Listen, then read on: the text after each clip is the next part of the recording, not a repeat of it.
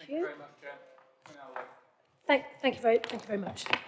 So good morning, members, officers and visitors to the council chamber. Hello, very nice to see you today, and anybody else who is tuning into the broadcast. This is a meeting of South Cambridgeshire District Council Cabinet. There's various bits I need to go through. The normal procedure in Cabinet is that we take votes by affirmation, and we will continue with that today. When we move to a vote on any item, I'll ask if members agree with the proposal. And the only people who can vote are the members who are present in the chamber today. We'll also ask for seconders as well. If anyone who is attending, any members who are attending virtually wish to speak, can they use the chat in the Teams meeting, please? And then the message will get through to me that you'd like to speak.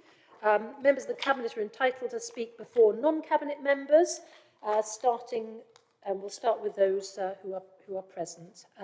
So can I begin by checking that the meeting is quorate, please? Thank you, Pippa, that's lovely. Right, so we have various officers present who we will call upon if we need them. So item 1 is apologies for absence. Do we have any apologies for absence, Pippa? Thank you, Chair. There have been no apologies. Thank you very much indeed. Declarations of interest. Do any members have any interest to declare in relation to any of the business on today's agenda? No. If anything occurs to you later, please raise it in the body of the meeting. So, moving on to the minutes of the previous meeting, which are on pages 5 to 11. I'd like to move that those minutes are approved, and I think Councillor Henry Batchelor is going to second that. Are there any issues arising from the minutes? No, thank you. So, do members agree to approve the minutes? Agree. Thank you. Anyone wish to vote against? Anyone wish to abstain? No. So, Cabinet therefore agrees the approval of the minutes as a correct record by affirmation. Item 4 is announcements. I don't have any announcements today. Not aware that anybody else does. No. So moving swiftly on.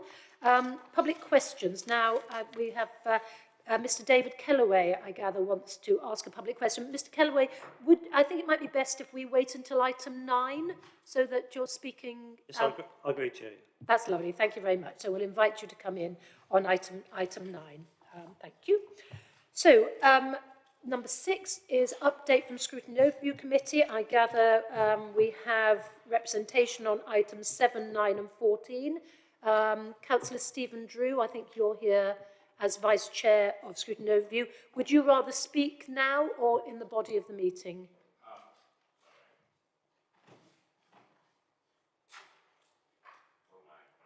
Speak loudly, it's not working. I'm happy to wait. Thank you very much indeed. Jolly good, and we'll get that sorted out now. Thank you, Aaron. Okay, so the first main item is young people in South Cambridgeshire, and this is one of the items that, well, this was a piece of work actually conducted by Scrutiny Overview, but I'll ask Councillor Bill Handley to introduce the report, and then I will ask Councillor Stephen Drew to come in and give us a bit of background on this very interesting piece of work. So, Councillor Handley, to start off, please. Thank you, Leader. In July 2022, full council unanimously approved a motion recognising that South Cambs is a major growth area and that new homes will mean that the number of young people in the district will rise. And it's important that the voice of young people is heard and that the development of the council's policies and in youth engagement is heard in the council.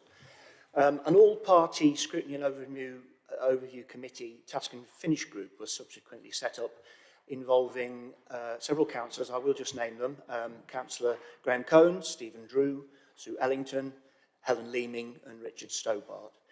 And I know that Richard in particular spent a lot of time on this and would thank him for that. The objective was to consider the options for delivering the council's aspirations. The group met with young people aged between 11 and 25 coming from different backgrounds and held regular meetings at which members and officers discussed the key points and the plans.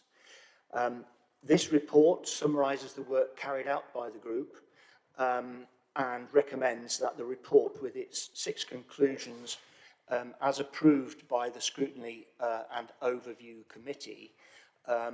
On our first reading of the report, Cabinet will remember that we made suggested changes to the recommendations that appear on page 13 of the agenda pack. And although, can I ask that they're put up actually, Pippa, would you mind putting the changes up just so that it makes it easier for me to explain? Okay, now most of the changes are relatively minor, really just to words and tone, but there is an additional second bullet which was requested by Cabinet to contact schools and colleges with the offer of speaking to students about the elections process and democracy more generally. I hope that Cabinet can endorse this report, including the amendments as you see them, and recommend that the report is placed before full council. I could just like to conclude by thanking the Task and Finish group for the diligence with which they carried out the work and the clarity of the report. Thank you for that. Thank you very much indeed, Councillor Handley. Councillor Stephen Drew.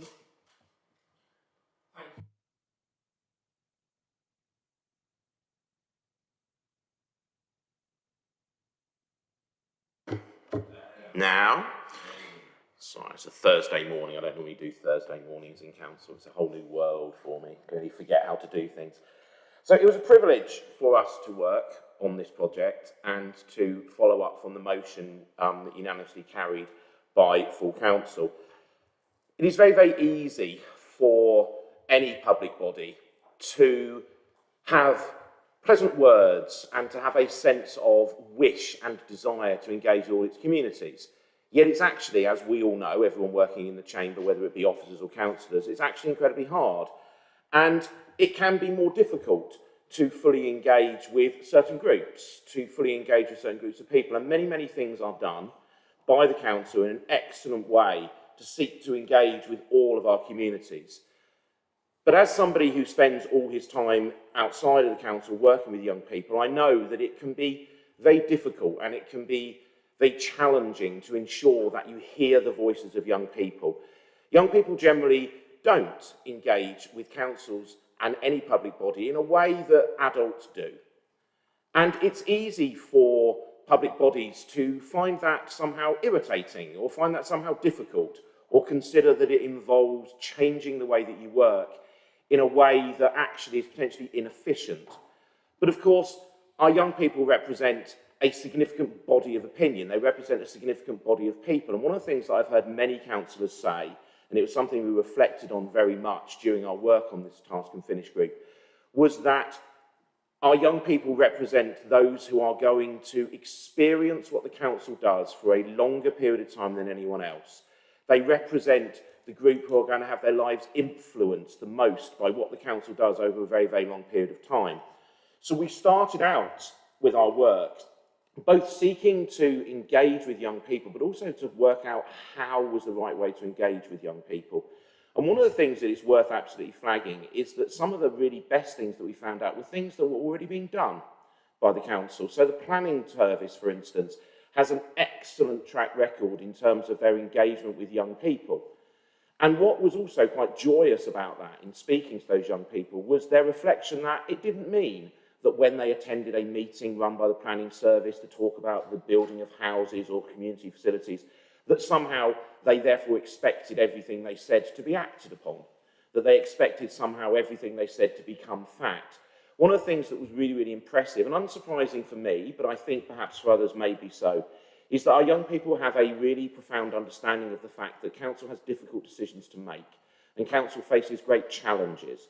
And it isn't possible for council to deliver every single thing that every part of the community wants, yet they reflect upon the fact that when young people feel engaged with, they are able to look at their council and they're able to say, do you know what, they are trying really hard.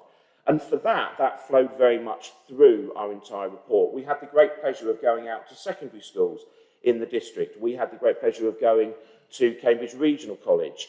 We sought to engage with young people who are working for local employers. For whatever reason, that proved to be much, much more difficult, and it's something we want to come back to. You will see from the recommendations that have been made, that Councillor Handley has referred to, that there is a real sense of where we ought to go next. And this is something we would very much like to flag up in a major way. We don't want the work of the Task and Finish Group to be seen as the end of the story. We want it actually to be seen as the start of the process. We sense very much from all the officers who we've spoken to, from all of the councillors we engage with, that there is an absolute commitment and desire on the part of South Cambridge District Council to ensure that it increases its engagement with young people, that it increases its sense of buy-in with those young people, that it recognises the input that they have and the importance of them. And clearly, a Task and Finish Group over a number of months doesn't on its own complete that work. So when we were at Scrutiny Overview and talking about it, one of the things that Councillor Richard Stobart, as our esteemed and highly effective chair, referred to was carry on with this work, to keep working at it. And you will see from the recommendations that we have recommendations for councillors to commit to increase their engagement with the young people within their wards. And that's something that we've had nothing but positive feedback from. What we would like to do, and what we'd like Cabinet to support us in doing, is to continue working on the work of the Council with young people over the coming years, not just the coming weeks and the coming months, but to make it central to what the Council does. And for myself, as a councillor serving Camborne itself, as one of our new towns, young people are ever more important within our community. They represent a very high, significant proportion of our community, which is much higher even than in other parts of the district. And we know that with the building of Northstowe and the building of the Waterbeach New Town and the building of Bourne Airfield, those new towns attract young families, they attract high proportions of young people. Therefore, as our district grows and develops over the coming decades, the engagement of young people is going to be more and more and more important. So therefore, we would commend our reports to Cabinet, we would commend our report to the Council and hope that it receives the report as the support as Councillor Handley referred to. And we see it as the start of what we would really hope would be a golden era of the Council's engagement with young people. Thank you. Thank you, Councillor Drew. Councillor Henry Batchelor, I believe you're seconding this. Would you like to speak? Yeah, happy to second, Chair. I mean, as the youngest member of Cabinet, I think it's probably more suitable that I do second this. And as someone that was first elected to this council at age 24, I mean, I do fall within the bracket of the focus group. So, you know, I really wish I'd had something like this at the time, because it might have made the transition into, you know, public life slightly easier. So, you know, anything we can do as a local authority to encourage engagement with young people in the process and you know, how the council operates and the engagement with within the different departments and the services that the council offers can only be a good thing. You know, and I can see the amount of work that the Task and Finish Group has put in as being positive. So, you know, I don't think there's anything else more for me to say other than, you know, fully support the work, recognise that it's been a long and thorough process, and I second the motion put by Councillor Hamley. Thank you very much indeed, Councillor Batchelor. Any other questions from Cabinet? Right, Councillor Hawkins. Thank you, Leader. I just want to thank you to the Task and Finish Group for the work that they've done. Obviously, we do have good experience of youth engagement in the council already, especially the youth engagement program that we have in the Greater Cambridge Shared Planning Service, which has been recognized in the industry. Yes, the views of young people are very important. Because all the things we're building now really is not for us, it's for them into the future. So we do need to hear what they have to say. And from what I have heard when I've been involved with the programs that our youth engagement team have put together over the years, young people are not shy in expressing their views. And actually hearing their views is different to ours, which is already kind of set. Theirs is more future looking. So yes, happy to support this, and obviously the participation of the youth engagement team in planning service went into this work. So thank you to that team too. Thank you very much indeed. I've got two speakers. Councillor Bradnam. Thank you, Leader. I just wanted to say that when this was proposed, since I chair as a county councillor the corporate parenting subcommittee at the council, which looks at strategy for our children in care throughout Cambridgeshire, I suggested to the Task and Finish group they might want to engage with the Children in Care Council. And I'm very glad they did. And what I wanted to say is I'm so glad that this has been this inclusive, because our children in care, I have found, we invite them to the committee that I chair, and I have always found them to be so thoughtful and engaged, and they come with new insights from their point of view, which is very particular as children in care. And so I'm very glad that this work also includes their views as well. So thank you very much. Thank you very much. Councillor Heather Williams. Thank you, Leader. I thought, as it was my motion that this come from, I ought to say something on it. I'm very grateful to officers and councillors that put the work and time into it, and I very much look forward to debating it at full council, and hopefully we will still have unanimous support. I remember the first time that I brought this motion, which was rejected, was pre-22, and I did sort of joke that Councillor Henry Batcher and I couldn't be the young ones forever, as much as we may like to be, when we're not now. But as I say, the first time I brought it, so I'm pleased that the idea of this was to make sure that we had the right vehicles. As Councillor Jimmy Hawkins says, young people have very strong views, they have voices, but we have to make sure that the right vehicles are in place and the right processes for them to make sure that we make it accessible for them. So I very much hope that that will be what happens as a consequence of this, and thank all those who have supported it this time round. Thank you, Councillor Williams. I've got Councillor Peter Fain online. Thank you, Leader. Yes, I just want to say a quick word about this. Councillors will remember that I have selected the Camborne Youth Partnership as Chair's charity for the year. That wasn't because I wanted to make us to make a financial contribution so much as because I wanted us to signal our engagement with this work. And the one thing that strikes me most from this report is, whilst valuable as it is, we call it a task and finish group. The work of this group, I would suggest, in bringing forward ideas which can then be taken on a continuing basis by the council, is not yet finished. We had an initial report at the last council, and we will, of course, if Cabinet agrees, take this further at the next meeting of council on the 5th of October. But I would suggest that there are some areas, such as the engagement with sixth form colleges, where there is scope for this group to build on the work that members, and in particular Councillor Drew, have already done to engage with sixth form colleges. And we should make sure that that work is not regarded as, in any sense, finished. Thank you, Chair. Thank you very much indeed. Okay, so just to sum up, so yes, absolutely endorse the support of Camborne Youth Partnership, and it'll be very interesting to see how we can further involve them in the council in future. Hopefully there might be a few new councillors emerging from that group in due course. I'd like to thank the officers for the support in this work, as well as the members who participated. Particularly like the Fomex boards at Appendix 6. Could we make the PDFs of those available to members? Because actually they're incredibly useful in helping to explain what the different levels of local government do. So I just quite like those to be shared out. Perhaps our Chief Executive could share them out in her next week's report.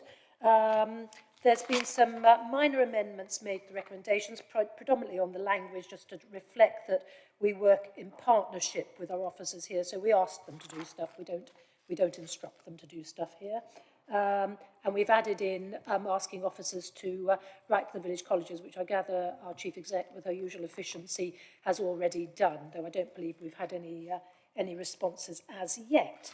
So we've had everybody speaking. The recommendations are set out on page 13 and were on the board earlier with the revisions that have been set out in Councillor Handley's introductory speech. Do members agree with the proposal? Agree. Anyone wish to vote against? Anyone wish to abstain? Thank you. Cabinet therefore agrees the proposals by affirmation, and Councillor Drew, please pass on our thanks to the Scrutiny and Overview Committee members who participated. Thank you. So we're moving on to item 8, which is the modern slavery statement. Sorry, I'll just get up here. And I think this, so I'm going to present this, and I think Councillor Peter MacDonald is going to second it. So this is about meeting our statutory duty to publish an annual statement detailing the actions we take to tackle modern-day slavery in accordance with the Modern Slavery Act from 2015. Really easy to think that modern-day slavery doesn't happen in lovely places like South Cambridgeshire, and it's a really sad fact that it does, and there's every indication that it happens more frequently. So it's something that, as a council, obviously we're in the front line of helping to tackle, but as members, we need to be constantly being vigilant to be able to identify it when it's, you know, if we possibly see it happening. And I would encourage all members to report through the appropriate channels any hint they have that things are not as they should be, because it's better to be safe on this rather than sorry. So that's all I want to say. Councillor MacDonald, do you want to add anything? Thank you, Leader. Yes, all I wanted to say on this was I think the officer team have done a very good job in reminding us and updating that, you know, in Cambridgeshire, we see from the statistics in Appendix A, this is still a significant issue. So I welcome this and happy to second. Thank you.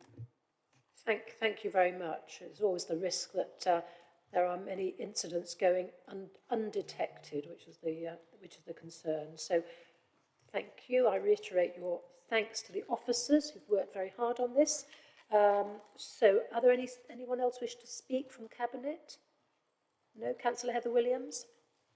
I just wanted to endorse what you said, Leader, about it in South Cambridgeshire. You know, it happened in the village next to mine. There was a big case at the time, and there's been a few issues sort of in my area of the district in relation to this. I think you're right. There is an obligation on all of us, and actually, as councillors, we're more likely to see things or hear of things as we actually live in the communities or, you know, nearby. So everything that can be done to help with this, I'm sure you will always have our full support on. Thank you, I'm glad to hear that. And generally speaking, if things don't smell right, there's something wrong. So thank you very much. My thanks to Kate Yerbury and to Kevin Ledger for all their work and for a very clear report. So if there's no other speakers, the recommendations are set out on page 31 of the agenda pack. Do members agree with the proposal? Agree. Anyone voting against? Anyone abstaining? Thank you. Cabinet therefore agrees the proposals by affirmation. So we're coming on to item 9, which we have some visitors in the chamber who are interested in.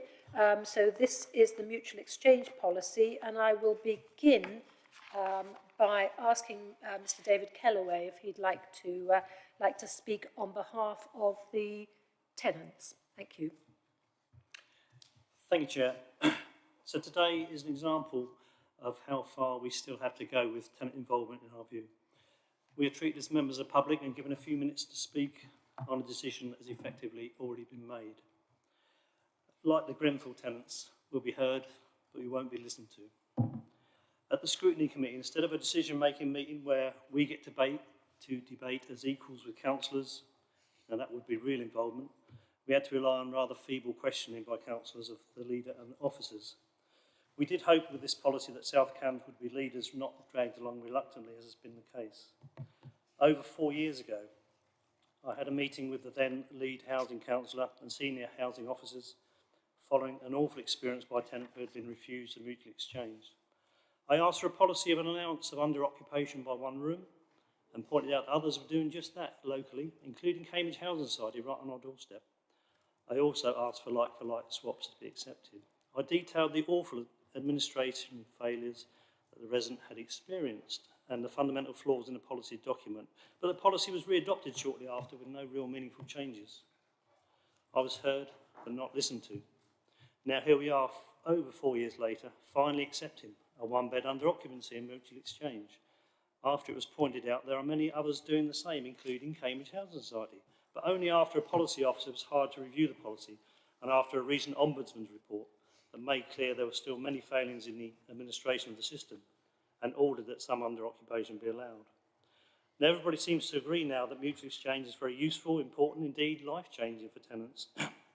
And it saves money all round, including for this council. So surely we should all be supporting and encouraging mutual exchange. So why then does this new policy still make it so difficult? The only explanation offered for like swaps not being allowed is that it encourages under occupation. But where is the evidence for this? Much more likely, we feel, given the low numbers of swaps and the much anecdotal evidence, is that most tenants just stay put and suffer. The waiting list is also brandished as a reason, but how will refusing a like-for-like swap actually change the waiting list? At the scrutiny committee, some councillors expressed the need to allow mutual exchange where there was a particular need. Schools, work, caregiving, being near friends and family, they're all mentioned by councillors. But councillors lapped up the reassurances from officers and the leader that it'll be all right. I lost count of the number of times they stressed there will be flexibility, pragmatism, discretion, even nuance was used by yourself, Chair, because there was a clause that allowed discretion. Well, clause 11.14 says, we may choose to exercise discretion in certain circumstances. The obvious problems of this is that tenants should have a right to mutual exchange and not have to beg special circumstances. Secondly, if discretion was used in all examples that had concerned those councillors, then all requests would surely be allowed. Thirdly, as Councillor Braddon said, discretion causes a perception of unfairness. Now, she was satisfied apparently with the answer that a record would be kept of discretion used. We're not satisfied with that, nor more importantly, I think, will be the Ombudsman, who has already criticised the Council and has demanded clear guidance as to its evidential requirements when considering special circumstances. So this is a potential can of worms if details of what constitutes certain circumstances are not defined clearly in the policy. Lastly, just on staffing, we are not, as has been said, asking for a full-time officer for mutual exchange, but that one officer is given the responsibility to promote and oversee mutual exchanges and develop expertise to ensure everyone who administers the scheme does so correctly. The leader's objection to this as not wanting to introduce a single point of failure we think is bizarre. Would that be worse or more likely than the existing, proven, many points of failure? We think not. Thank you for hearing us. It would have been even better if we'd been listened to as well.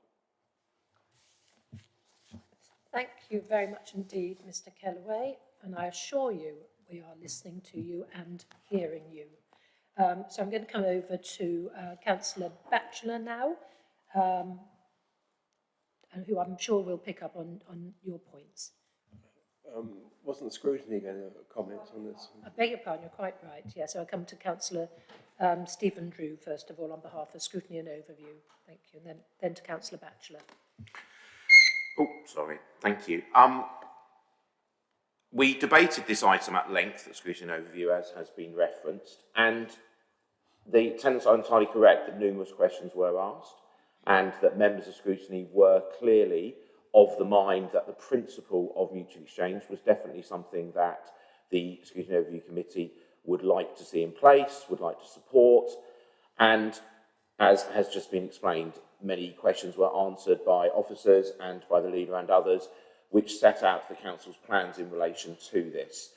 At the end of our discussion, we were very clear that we believed that the policy that has been put forward would be able to provide a form of mutual exchange which we hope will be successful and we hope that tenants will feel is a positive step forward.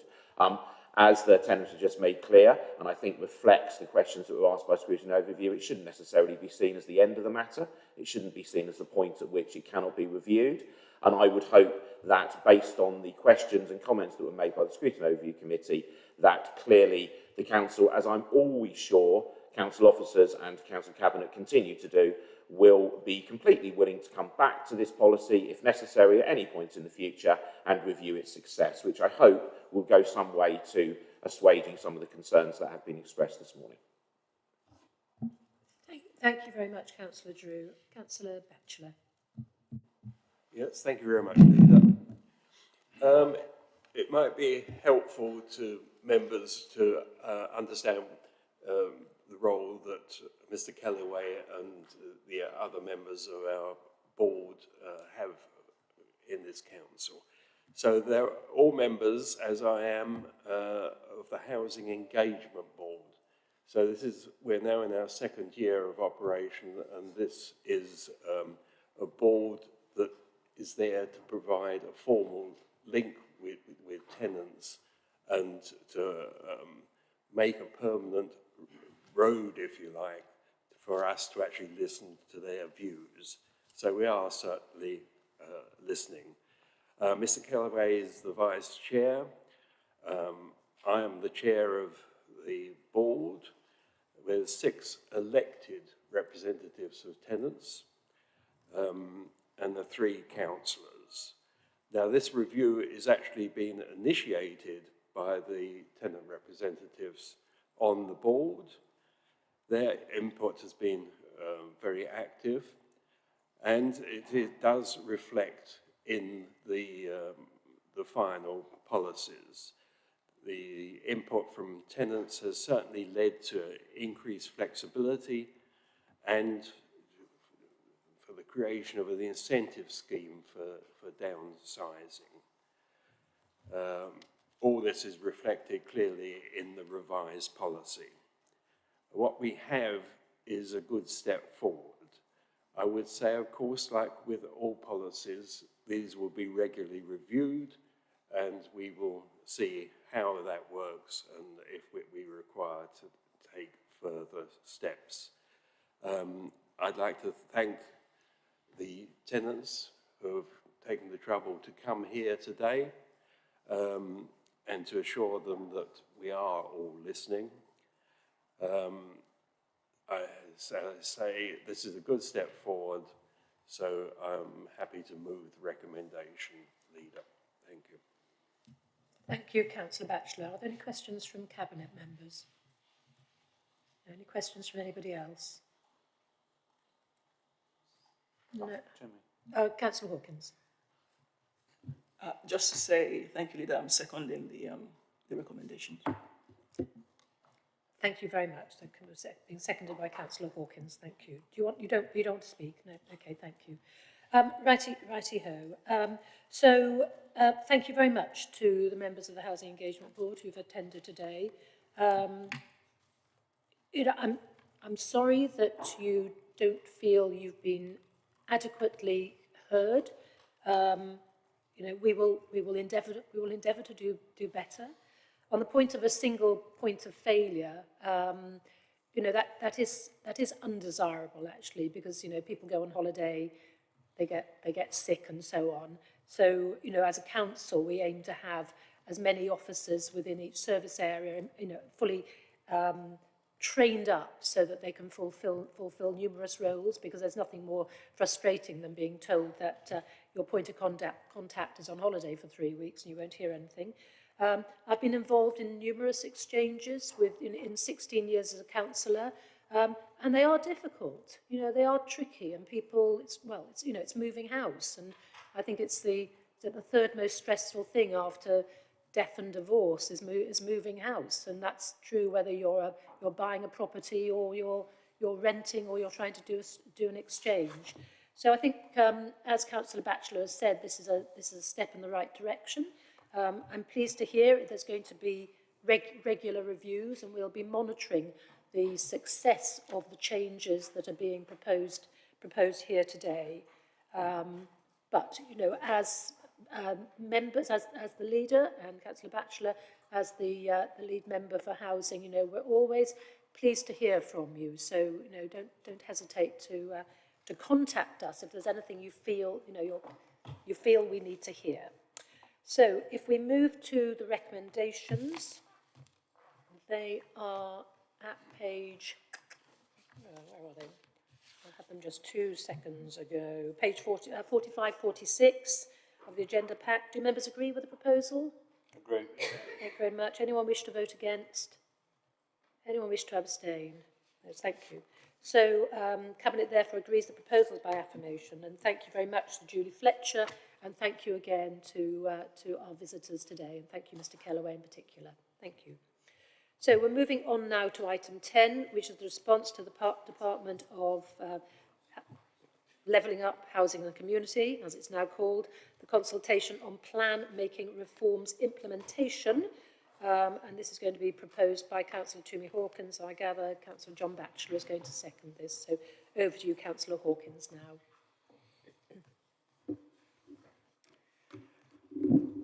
Thank you, Leader. The Department for Levelling Up Housing and Communities is consulting on its new proposals on how to reform how we local authorities make our local plans going forward. We have put together a joint response with Cambridge City, which is the one in Appendix 1 of this report. The aim of the reforms is to enable us to make local plans in 3 years, or so they say. But the expectation is that before the plan making starts, for that 3-year period, the local authorities will consult and engage with stakeholders to find out what the issues are that the plan should consider and establishing a vision for the area. And then when the work starts, the 3-year period starts, and we must finish before the end of that 3 years, and then submit to planning inspectors for examination. Now, as we know here, our current adopted local plans took about 4.5 years from submission to adoption, which at the time was the longest, I think. This time, DLOC is expecting that it should take, I think it's 6 months, with the potential to add 3 months for any modifications to be done. Anyways, there's other proposed technical changes, which, if it's okay with you, I will ask Terry D'Souza perhaps to sort of outline. But the idea is that, yes, there's good modifications proposals in there, but at this point in time, it's a consultation, and I just want to ask that Cabinet approves our responses so we can send it off to DLOC ASAP. Thank you. Can I ask Terry to just outline the others, the other changes? Please do, thank you. Oh, sorry. No, it's John, John Dixon. Thank you, Chair. Yes, I mean, the system changes are all about speeding up plan making and really trying to encourage plans up and down the country to be prepared, because we have to remember that there are many areas of the country that simply don't have a local plan at all, let alone a more recent one that we have. So it's about making plan making simpler, quicker, taking advantage of digital tools and so on, whilst at the same time not losing that element of engagement, youth engagement you talked about and so on. So the programme is all about doing a lot of pre-plan, before you start your process, doing a lot of engagement, deciding what your core objectives of your plan are. And then when you start the clock on your 30-month process, you have 2 main consultations where you almost consult on sort of more of a draft and then your final plan. And also the key change within that is that you would have 3 gateways where effectively you almost hold mini examinations of the plan along the way to make sure when you get to that final examination point, your plan is as robust as it can be to then go through that shorter exam process, which will operate to more of a fixed term. There's a lot of good things in here. There's a lot of things we're already very keen on working on as part of the Greater Cambridge Local Plan. So the digital side, linking with digital mapping and templates. We continue to highlight to DLUC that come and talk to us because we're doing a lot of this already. As Councillor Hawkins stated, there are some uncertainties, particularly what if unforeseen events impacts on your overall timeline, like water, for example. And there's also quite a lot in this consultation where we think they need to be more specific, because if they're not more specific, it simply results in uncertainty and risk the council's going through the process. So we hope we've captured a lot of those points and provided a constructive response for your consideration as part of this report. Thank you very much, John. Councillor Batchelor, do you want to comment? No, I'm just happy to second. Okay. Any comments from members of Cabinet? No, any comments from anybody else in the room or online? No, thank you very much. Thank you very much, John. I know you have one of the biggest workloads in the council, and then you have to do consultation responses on top of everything else. I think our responses are very measured. It's good to see that actually we are ahead of the curve on a lot of this stuff that government's talking about. We're actually doing it, or or certainly beginning to implement certainly some of the digital stuff. I think they need a reality check actually on how much work is involved in local plans and their proposed timeframes, because what we don't want is us all being set up to fail, to miss all these time targets. And there's some stuff that's very concerning about supplementary documents and duty to cooperate and so on. But however, thank you very much indeed. I hope that we are listened and heard by government when we submit this. So the recommendations are set out on page 99 of the Agenda Pack. Do members agree with the proposal? Agreed. Anyone wish to vote against? Anyone wish to abstain? Good. So Cabinet therefore agrees the proposals by affirmation. And thank you very much, John, and all your team for the hard work on yet another consultation. I'm sure there'll be more to come. So, right, item 11, the review of the Statement of Community Involvement. And this is Councillor Toomey Hawkins again, and I think Councillor Bill Handley is seconding this. So back to you, Councillor Hawkins. Thank you, Leader. As with planning stuff, it comes in groups, shall we say. Right, our statement of community involvement for us is statutory. It's something we have to provide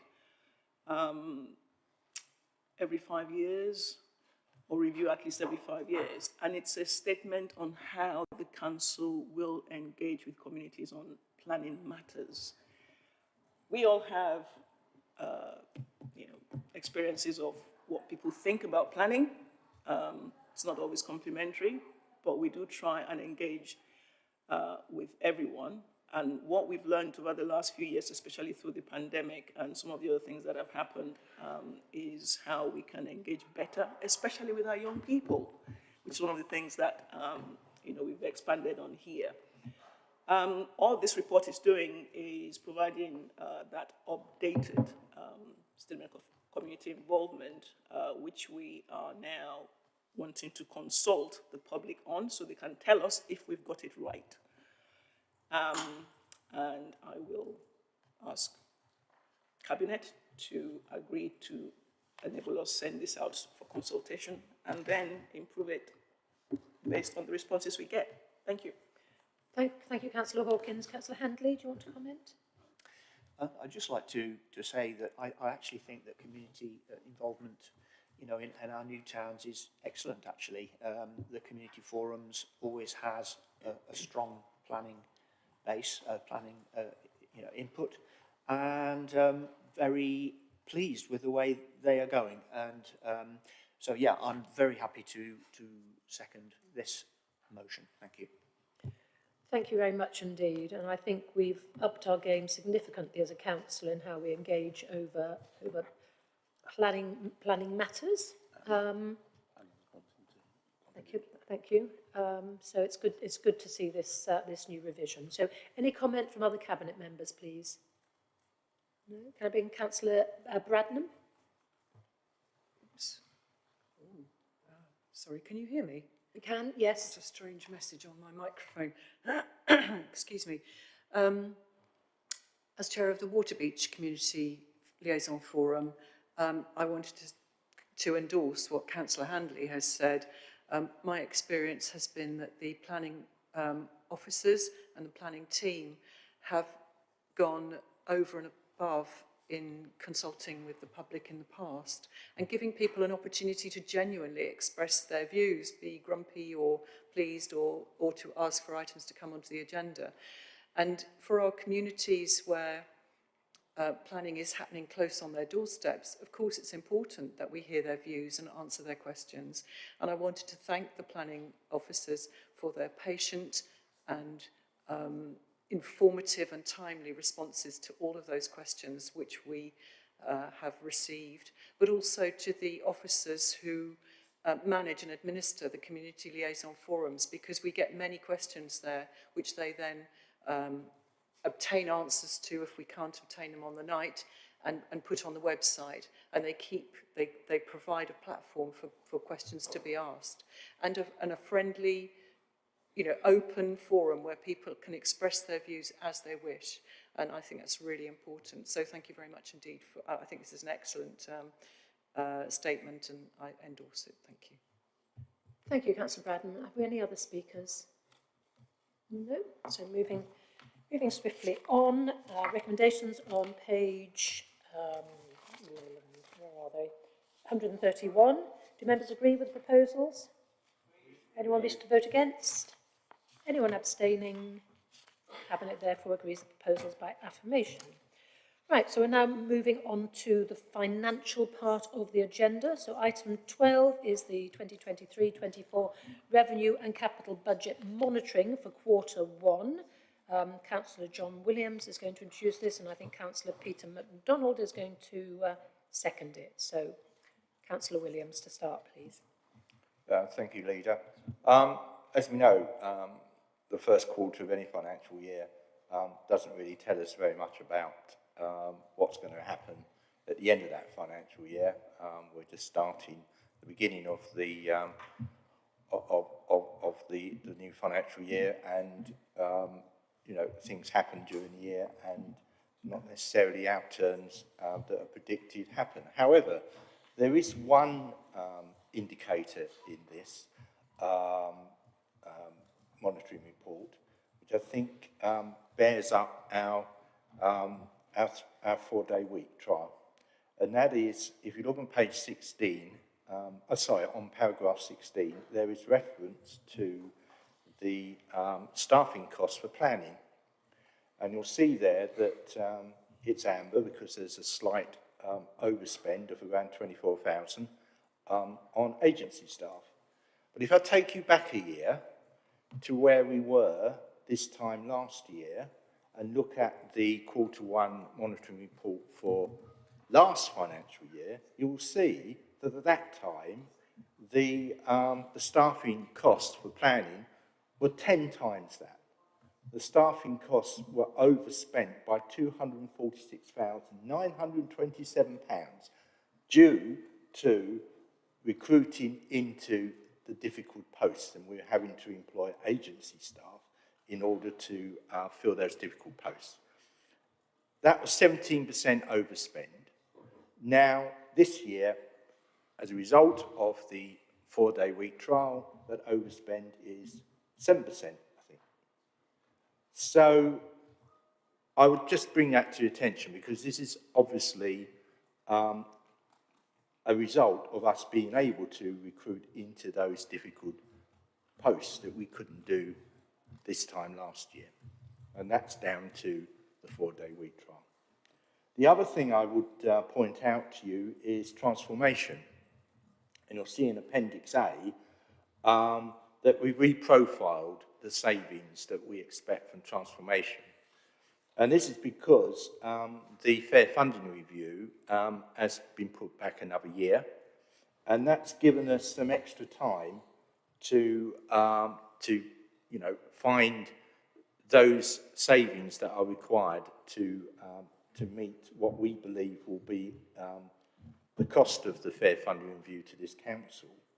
And we've always said that the transformation, yes, we're going to be saving money from the transformation, but the transformation is more about improving the quality of services to our residents.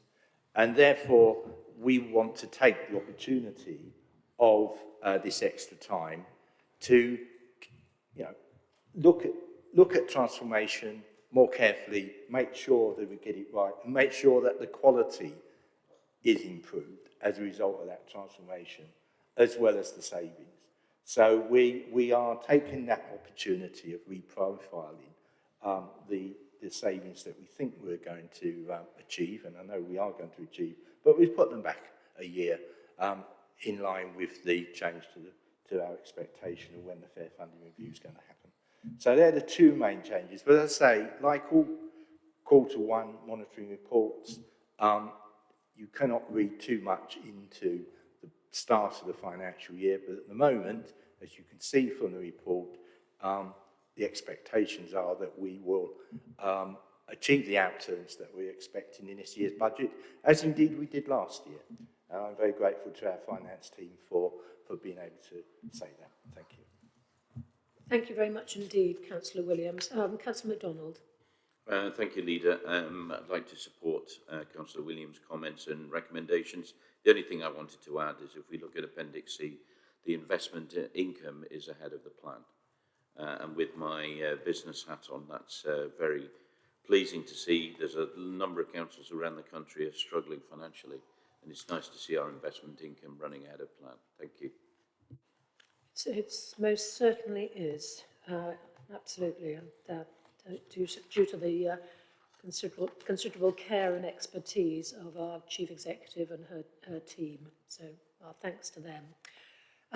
Right, any questions from members of Cabinet?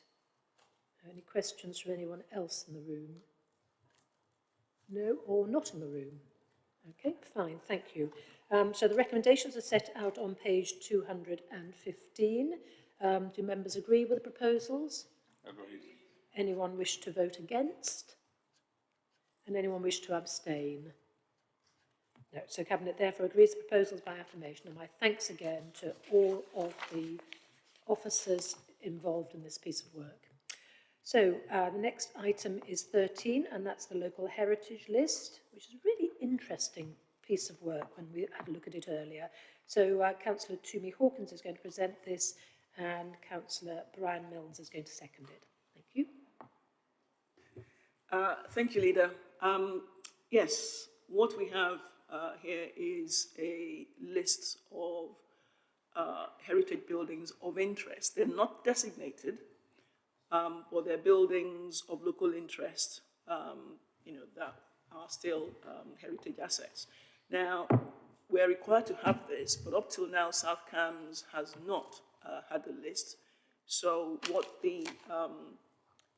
our officer team have done is actually, put together this list together with City Council, who already were doing that, as well as working with Cambridgeshire County Council. And it's been very good work. There was an event that was held last year, which I was able to attend, which I learned a lot from. And I think this is something that definitely will be of interest to many. The idea is that the list, those who own the buildings, are then given an opportunity to make their comments. Because if I was one of those owners, I would want to know why my building has been put on the list and what the implications are. But it's just to have it on the list so that, if and when developers come around, they can see what is of interest to local communities.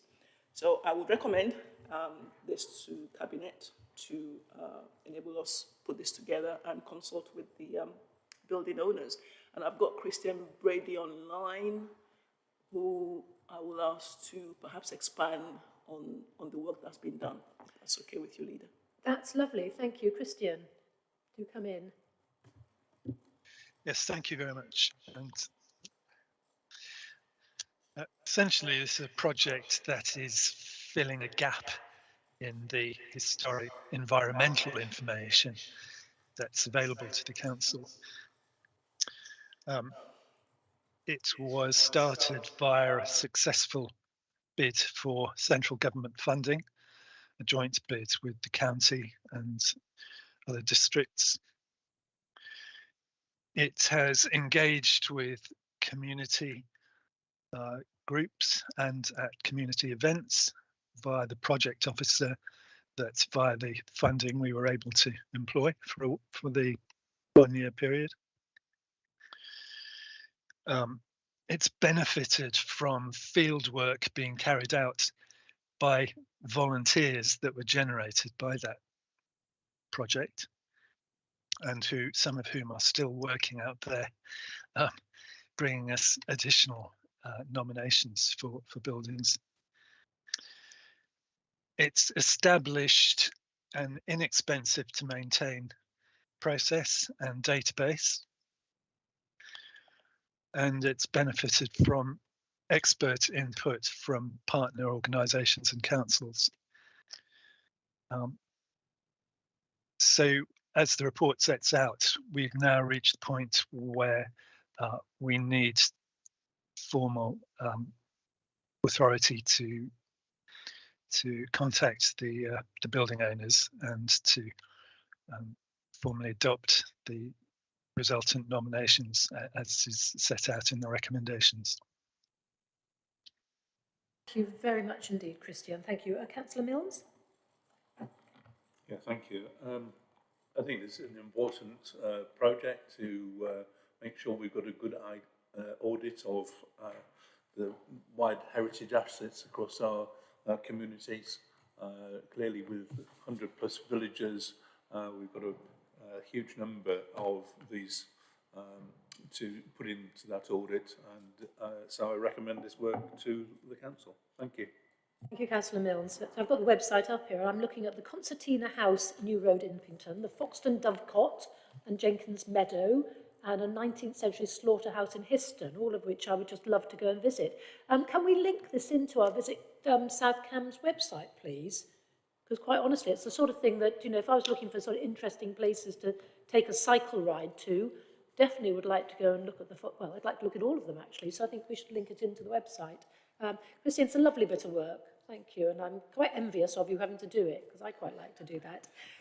So any questions from Cabinet members? Oh, sorry, it's not No? Councillor Bradnam? Thank you, Leader, and indeed, quite so. If you look at the website, it is quite enticing. But I wondered if the new work that's being done in the next steps described in paragraph 18 generate a greater awareness of the list, and members suddenly realise, or members of the public, I mean, suddenly realise that there's something that isn't on that list. Is there still an opportunity to nominate, and how will that, or is it too late to nominate now? I just wondered what the process. I'm looking to Christian to answer that. No, it's absolutely still possible to nominate. Yes, the website remains open, so that that is possible to do. Yeah. Lovely. Can we ask our comms team to have a chat about, you know, possibly including it in the magazine or something at some stage of the game? Because again, I think this is the sort of thing that people like to read about. So see if we can do anything there. Okay. So if there's no more questions, recommendations are on 239. Do members agree with the proposal? Agreed. Anyone wishing to vote against? Anyone abstaining? Cabinet therefore agrees the proposal is by affirmation. And thank you very much, Christian. Thank you.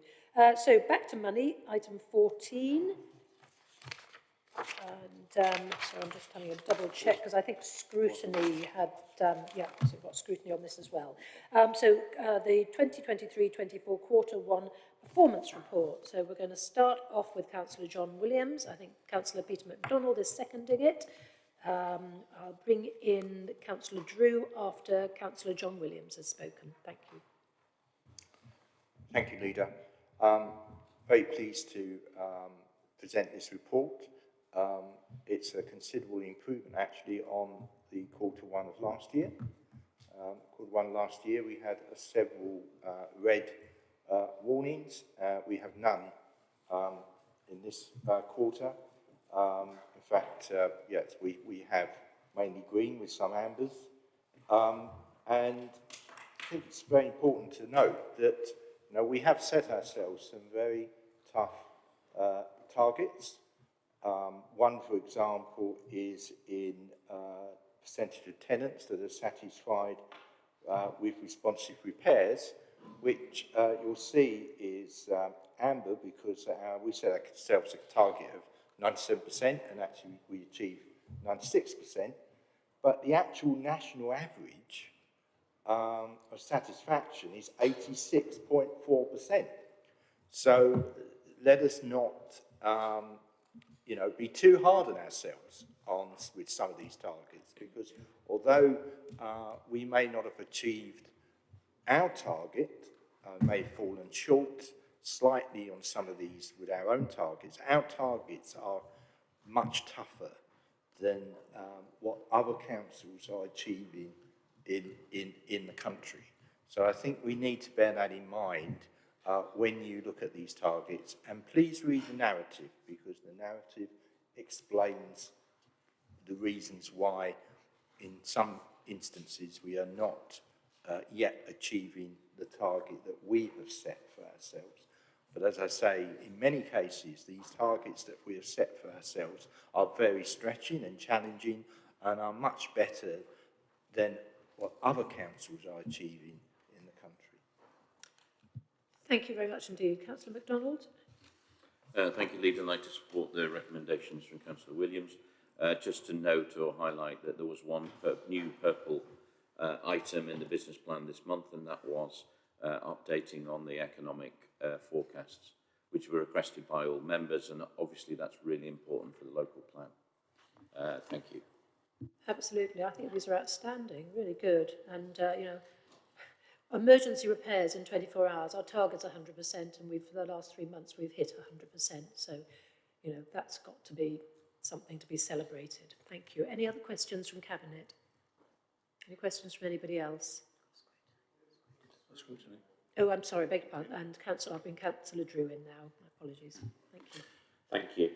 Obviously, going through the quarter performance reports is one of the key things that Scrutiny Overview does at each of our meetings, and it always leads to extensive questions across all the pages of the report. And as we can imagine, it leads to questions and challenges and discussions, and as has been referred to, there are many, many successes. I think we'd like to particularly highlight something that we have talked about many, many times at Scrutiny Overview, which is the target related to the number of days to relet void properties, which is target AH 211. And this has, in many ways, I suspect, from my anecdotal thoughts of the last year or so, been the topic that we have probably had the longest conversations on. But one of the very interesting things has been that the target conversation is often related to the validity of the target and whether or not it's actually too difficult. And quite rightly, officers and the leader and others involved from Cabinet have made the absolute point that clearly the council should be seeking to relet its properties in the shortest space of time possible, both to provide an excellent service, but also to make efficient use of the resources that the council stewards on the behalf of the public. And what is very clear from the discussion we had at the Scrutiny Overview was that there had been dramatic progress in reducing the number of days that the average letting time had occurred over, and there had been a 42% reduction in the number of days. And the reason I flag this in particular is to say that actually one of the things the Scrutiny Overview always seeks to do is seeks to make sure that council officers and the Cabinet and the leader and deputy leader are very much aware of the fact that the work that they do is constantly, quite rightly, being looked at in order to improve services for the public. And I think it's absolutely worth flagging here at Cabinet the point that a 42% reduction in the number of days to relet void properties is something that actually we should all be incredibly pleased about and should represent significant success and work. And there are often discussions about things that need to be improved and things that have gone quite well, and obviously we have those discussions, but this is one that we would particularly like to flag on this occasion and say well done to everyone involved. Thank you, Councillor Drew, for pointing that out. We all like good news, so thank you very much. If there aren't any other questions, Councillor Batchelor. Thank you, Leader. Yeah, I'd just like to thank Councillor Drew for his comments there, and perhaps on this particular one, which every time we review it, we go into some detail on it. Again, I'd like to emphasise the fact that the benchmark for our peers, the top quartile for that is 32.6 days. So our performance is very much in that sort of area. We've discussed it many times, so I won't go into the details, but there's a great deal of variance underlying all that, depending on how the property is handed over, the amount of work that needs to be done. So it's a difficult one, but I think we're in the right place. Thank you. Thank you. Yes, a lot of the stuff we do is difficult. But, Thank you very much indeed. So moving to the recommendation on page 247, do members agree with the proposals? Agreed. Anyone wish to vote against? Anyone abstaining? So Cabinet therefore agrees the proposals by affirmation. So item 15 is a strategic risk register, which Councillor John Williams will propose and Councillor Brian Mills is seconding. So John Williams, thank you. Thank you, Leader. I'll just take questions on this. I think it speaks for itself. Thank you. Councillor Mills? I've got nothing to specifically add, so happy to support this recommendation. Thank you. Are there any questions from Cabinet? Any questions from anybody else? In the room or online? No? Okay. Oh, I'm sorry. I really meant to say, on the last item, I really meant to say thank you to Kevin Ledger for another excellent report. So my apologies for missing this out. So thank you to Kevin for doing that.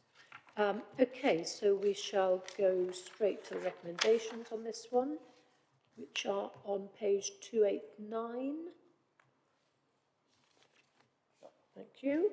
Anyone, right, do members agree with the proposals? Agreed. Anyone voting against?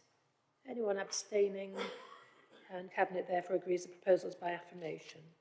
And thank you very much to the officers responsible for that as well. Kevin again and Kate Yerbury, so thank you both. And item 16, Home for Ukraine's, the Landlord Incentive Scheme. Now this is very interesting. So John Batchelor is going to introduce it. Sorry, Councillor Bill Handley is introducing it and Councillor John Batchelor is seconding it. Sorry. Jolly good. So thank you, Councillor Handley. Thank you, Leader. As I think we've probably reported previously, that this council seen one of the highest number of Homes for Ukraine arrivals for a lower tier authority, with over 850 Ukrainian guests coming to the district since the scheme began. The first phase of the project has been, I have to say, a tremendous success and is now considered by officers to be business as usual. For the last months, though, the focus has been on helping guests to move on to independent accommodation. As Cabinet is well aware, getting into the private rental sector is expensive and has proved challenging for Ukrainian guests. And in mitigation, it's proposed that the council consider the launching of a landlord incentive scheme. The proposed scheme is to provide more affordable and sustainable housing options for our Ukrainian guests and is very similar to one that operates already in Bristol City Council, so it's not a completely new scheme. There is evidence that it's worked elsewhere. The scheme will offer upfront payments to landlords depending on circumstances such as property size and whether they offer a tenancy at the local housing authority rate or the market rent. Larger incentive payments will be available to landlords who offer a tenancy at the local housing rate. It's to encourage more affordable and sustainable options for guests. I don't propose to go through the figures or the policy document which is given in Appendix A, but the authors of the report, including Ben Thackeray, I think, who's the primary author, here to answer any questions that we may have. I'd just like to take the opportunity of thanking Ben and others for a fantastic job that they have done of taking this on and moving it forward. It's really been, actually, I'm very proud of it all. Thank you. There's much to be proud of here. Innovating, getting ahead of the game. Councillor Batchelor. Thank you, Leader. So this is just a further addition to the toolbox of support that we have. It has the distinct advantage of actually being wholly funded from government grants, so it is not a cost to us as such. And I'd like to echo Councillor Handley's comments. This whole programme is something that we can be truly proud of, and the the way the staff have stepped up to the task is just outstanding. So well done to all of them, and yeah, let's keep it up. Thank you. Thank you very much indeed. It's really interesting, and I think what we're doing is picking up very quickly on innovation we're seeing in other councils, and adapting that to benefit our own residents and in particular our guests. Any questions from members of Cabinet? No. Councillor Bradnam? Thank you, Leader. I just wanted to ask you whether, and I may have missed it in the report, but since this scheme offers a financial incentive to private landlords, I just wondered, will the District Council and our Homes for Ukraine scheme have any responsibilities for ongoing monitoring of the happiness and well-being of our guests in their new private rentals? That's a really good question. I don't know if Councillor Handley, who's going to be best placed to answer that? Gareth, Gareth Bell. Thank you, Leader. I think that, as Councillor Handley said, the focus for us initially was that first phase of the project, the accommodation checks, welfare checks, etc., which is a really well-structured programme. As we move on to supporting people to live more independently, I don't think we see it as just getting them to move into a property. It's how do we make sure that's sustainable and people can successfully live there. So we're really focusing on that. That's this programme that you've got in front of you, but we're also looking at an additional officer to support people to ensure that once they move, they can really ensure that all the things that are really quite tricky when you're not familiar with it, you can make sure that people are settled. As a council, we have responsibility to support people with housing anyway, and we've got teams in place. But the Home to Ukraine programme has given us additional pressures, and we've responded to that using the government grant to make sure we've got sufficient resources available to support people on their whole journey. Thank you. Interestingly, I met a lovely Ukrainian artist in Brighton last week who has heard about, all the work we do here and would like to relocate from Brighton up to South Cambridgeshire, because she knows that Cambridge and South Cambridgeshire is a good place to be for Ukrainian guests. So that was nice. Any more questions? No. So. Ben, thank you very much for all your work on this. Is there anything you want to add that we haven't covered? No, I just wanted to say thank you for hearing the scheme today. Thank you. No, it's really innovative, and I know you've worked very hard on it. So thank you. We look forward very much to seeing the results of it. So the recommendations are on page 315. 315. No, sorry, no, it's not. 303, yeah, sorry. Good. Catching up with myself here. Do members agree with the proposals? Agree. Anyone voting against? Anyone abstaining? The Cabinet therefore agrees the proposals by affirmation, and thank you again, Ben. So, item 17, the end is in sight. Norstow, acquisition of Weston Park sports pitches, the governance arrangements for the Weston Park facility and procurement of an external operator. So this is more really important progress. So Councillor Bill Handley is going to speak to this, and I will be very pleased to second it. Councillor Handley. Thank you, Leader. Yes, this report updates us on the freehold land transfer to the council from the master developer L&Q for the land containing the Phase 1 sports pitches within the Weston Park at Norstow. It also covers governance arrangements for the sports pavilion and the park, and the procurement of an external operator to manage and maintain the combined facility. The report contains advice and valuation commentary from surveyors Wilkes Head and Eve, on which the decision was based.